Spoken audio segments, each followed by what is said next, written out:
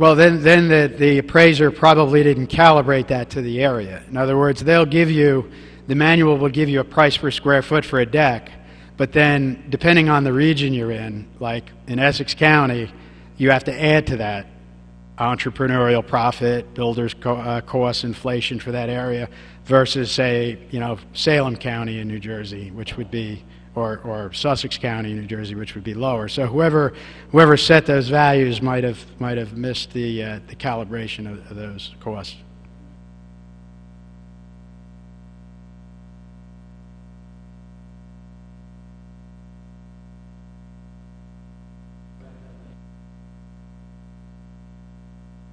That is one way of determining land values. That what you just described is called the land abstraction method. The theory there is if you're in a community which is predominantly built up, very few actual vacant land sales, as is the case here, then the theory holds you go into a given neighborhood, you inspect all of the sales, and you value based on construction costs, updated construction costs, less depreciation, the actual dwelling. And once you get the value of that dwelling, you subtract that from the sale price. What's left over theoretically is the value of the land. Then you take, say you have 10 sales in a neighborhood, you take all those abstracted land values and you find a trend as to what quarter acre, half acre, acre is coming in at. Yeah, we will. Yeah, it's important to use again in a town such as this because again, there's very few actual vacant land sales, and that's a very accepted method to arriving at land value. Anyone who hasn't asked a question yet?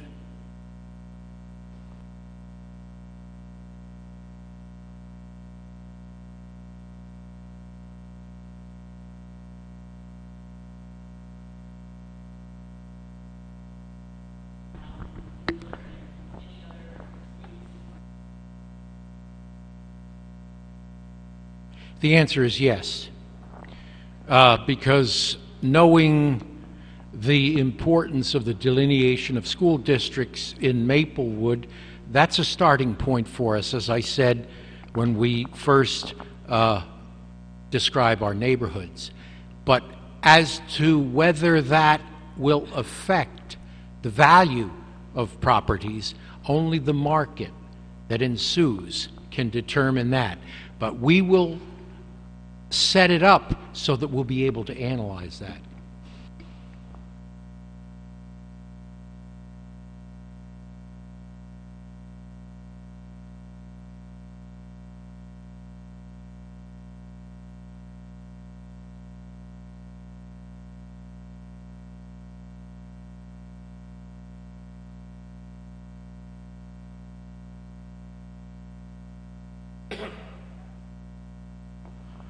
Taxes always go up,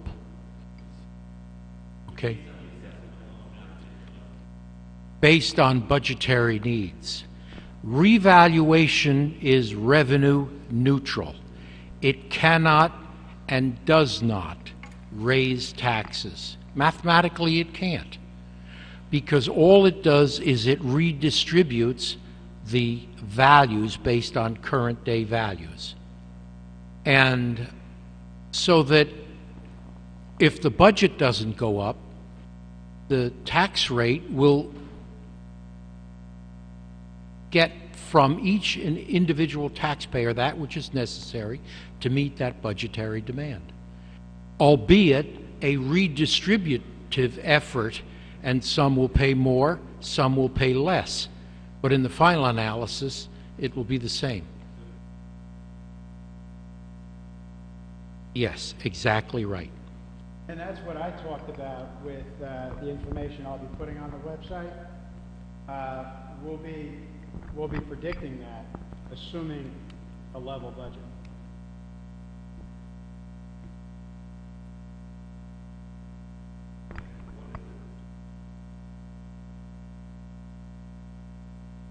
Yes, commercial properties are going to be done. We didn't touch upon that tonight, but they're going to be valued using three approaches to value. We talked about the cost approach minus depreciation, market comparison approach, looking for similar properties that have sold, but more importantly to the industrial commercial properties, we're going to send out what is called a Chapter 91 demand for income and expense information. Most people who purchase income-producing properties look at the income stream generated from them, and they also look at the cost to maintain them. This is information that we will demand from each one of these property owners so that we can come up with a true market value of those properties. I don't? You finally stumped me.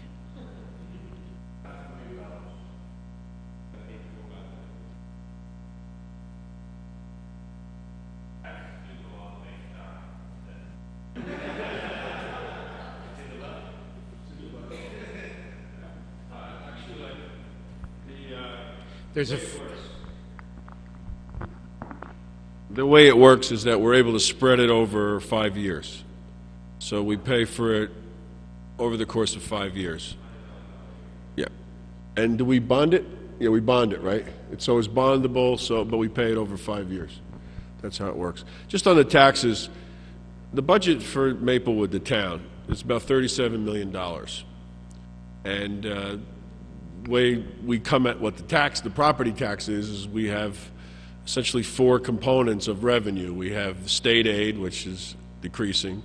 We have fees, which are everything from the fees that go to the courthouse to play recreation, to sign up your kids for a recreation program. And that's also things like interest and things that we get from investments. And then we have surplus, whatever we can generate from years past that we didn't have to spend, we're able to allocate. We allocate about a little over $2 million in surplus. So then you take all that comes to about $11 million or so, and then you subtract that out and you get what you need to raise in property taxes. And so you say you got $25 to $26 million that you need to raise in property taxes. You take that number, you divide it into the total assessed property value, which is about $2 billion right now, and that's how you derive your tax rate. So assuming that formula worked in 2011, you would have a larger number. Let's assume we still need $26 million.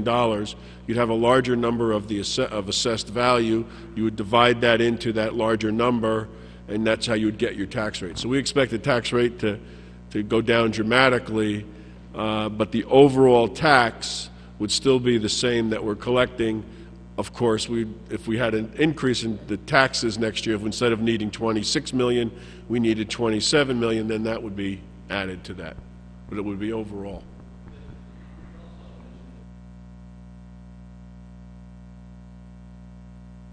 Yes. There's the school district, the county, the municipal, and then we have the county open space tax and the local open space tax. So there's 5 pieces of that tax. You do have me, Paul. You do have me. Yes.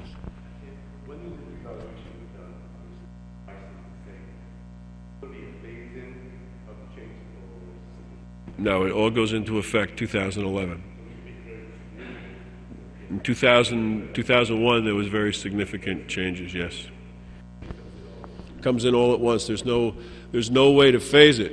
You can answer, because as Ernie said earlier, the goal here is to make sure everyone's paying their fair share. So we even looked at that in 2001. Is there ways of phasing it in, but it violates the principle of once you know what your fair share is, you have to pay that. You can't defer it, because that means someone else would have to be paying an unfair share.